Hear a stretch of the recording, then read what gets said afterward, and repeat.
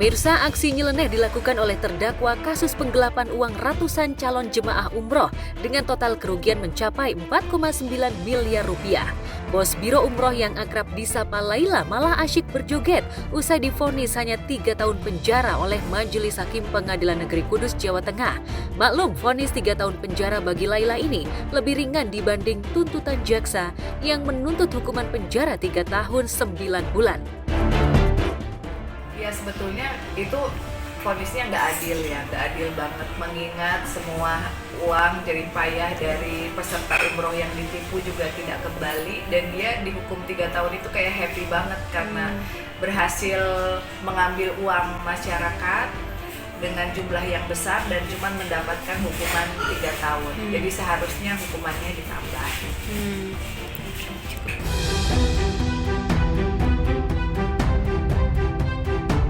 Aksi joget Laila dengan cara mengangkat 2 jempol sekaligus memamerkan borgol sambil berjalan menuju tahanan membuat geram jamaah yang hadir. Bahkan netizen yang melihat rekaman video pun merasa kesal. Aku jujur untuk secara hukum kayaknya aku kurang begitu paham tentang hukum berapa hukumannya. Yang pasti menurut aku harusnya nggak hanya hukuman mungkin ya, tapi tanggung jawab sama jemaah-jemaah yang mungkin udah nabung bertahun-tahun ya kan, udah pengen ngarap berangkat ke Haji tanah suci gitu kan. Itu yang lebih bijak menurut aku ya. Menurut aku gitu sih. Nah, mungkin pesan yang mau kakak sampaikan nih terhadap masyarakat, khususnya orang-orang yang mendaftarkan diri untuk berangkat haji ini seperti apa, Kak? Lebih hati-hati lagi aja memilih travel yang memang sudah punya kapasitas yang memang sudah tidak diragukan, pernah punya izin yang jelas, legalitas yang jelas dari pemerintah. Itu yang paling penting sih, jadi harus lebih jeli lagi memilih travel menurut aku ya.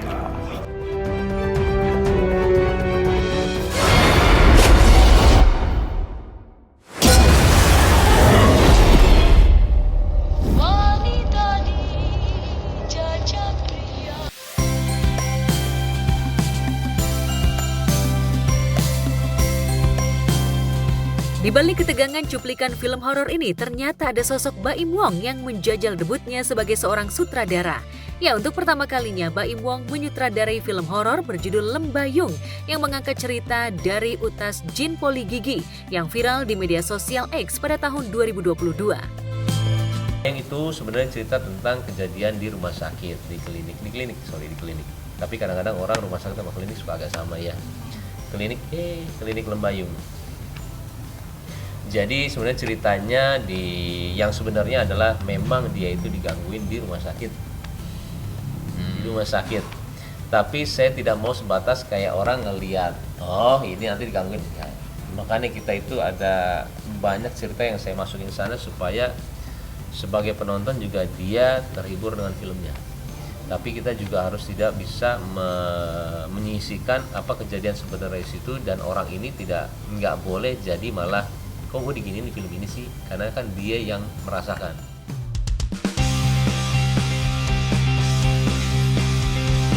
Film yang diperankan sederet selebriti ternama diantaranya Arya Saloka, Taskia Namya, Yasamin Jasem, Oka Antara, Asri Welas, Wulan Guritno, dan Tio Pakusadewo ini diangkat dari kisah nyata teror arwah di rumah sakit.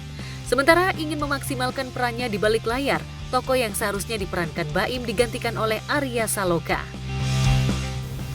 Kayaknya compile itu sih yang kadang-kadang nggak tahu dipunyain orang atau enggak ya. Cuman kalau saya udah kepikiran dari awal, siapa yang saya mau taruh situ, gunanya buat apa, dan bagaimana mainnya, itu sudah compile di kepala saya dari awal.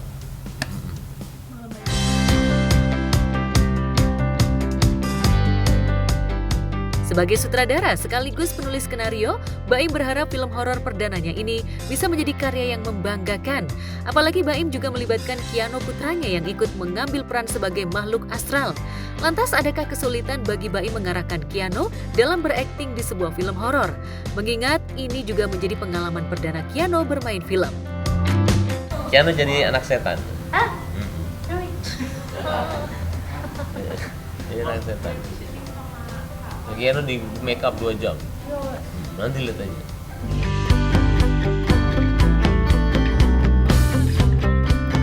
Di balik antusiasme Baim menggarap film horor, terungkap fakta kalau Baim sempat kesulitan mencari soundtrack film Lembayung.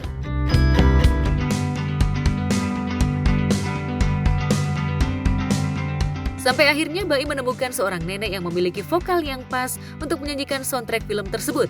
Bahkan saat proses rekaman pengambilan suara, nenek yang biasa disapa Mbah Ti ini mampu membuat merinding para kru.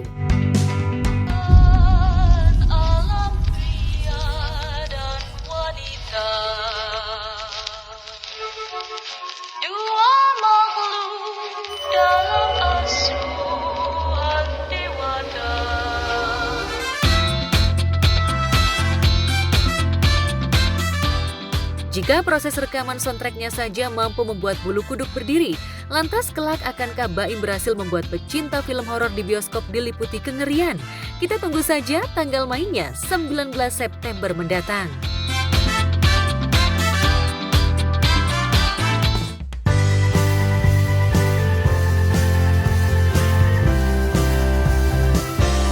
Jika Baim berpetualang sebagai sutradara film horor, Nadine Chandrawinata benar-benar menjelajah alam, gunung, dan lautan.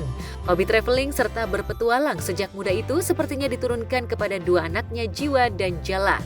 Itu sebabnya Nadine sengaja mengajak anak-anaknya ketika sedang bergelut dengan alam. Nadine yang ditemui mengaku tidak kerepotan mengajak anak, justru sebaliknya anak-anak senang karena ia berbagi tugas dengan Dimas Anggara suaminya untuk menjaga anak-anak selama traveling.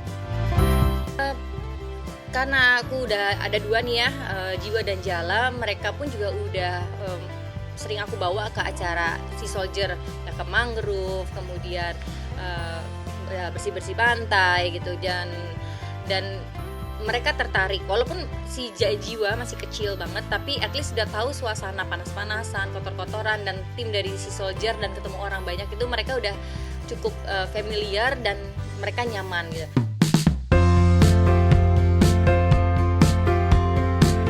Selain itu, Nadine mengungkapkan sengaja mengajak anak-anak mengenal alam sekaligus melatih sensorik anak, mulai dari lautan hingga pegunungan, sehingga anak-anak mendapatkan pelajaran penting selain di bangku sekolah. Secara pribadi sangat penting anak-anak dibawa keluar untuk beraktivitas, karena ya di luar itu banyak banget yang mereka bisa pelajari. Selain dari sekolah ya, itu sekolah tetap ada yang formal, tapi yang non formal pun guru terbaik menurutku sih dari lingkungan ya. Mereka bisa mencerna, memahami, berimajinasi dengan apa yang mereka lihat. Jadi menurutku penting banget anak-anak sejak dini dibawa sering-sering traveling deh. Memang kita butuh juga, dalam arti aku sama Dimas kita butuh untuk trip, begitu juga anak-anak gitu. Nah kemarin itu mereka perkenalan lagi yang namanya naik pesawat, yang namanya ngantri, yang menjaga barangnya sendiri, yang setelah makan dia buang sampah pada tempatnya, terus bilang terima kasih, bilang maaf. Nah selama trip menuju ke Lampung ini mereka banyak belajar, khususnya Jiwa, karena dia udah mulai bicaranya udah mulai banyak, mulai berpikir, mulai kritis, mulai tahu apa yang dia mau, apa yang dia nyaman. Jadi kita memberikan pengedukasian itu lewat perjalanan inilah.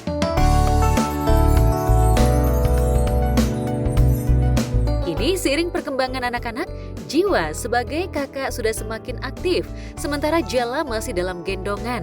Namun Nadine dan Dimas tetap pada komitmen melibatkan anak-anak jika sedang melakukan traveling.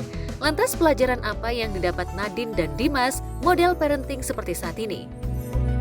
Dan nyaman, mereka akan mulai sedikit merengek gitu ya kalau udah mulai ngantuk, lapar. Tapi selama dibawa jalan-jalan terus sama dia, di sekitar dia muka-muka yang familiar kayak ibu bapaknya, oma opanya, menurutku mereka menikmati semuanya gitu, karena memang sesuatu yang baru. Emang anak ini kan di bawah 5 tahun itu masa eksplorasi banget gitu, kayak pengen tahu banyak hal-hal yang baru ini, dan kita tinggal menjembatani dan kasih ruang untuk mereka explore dunianya.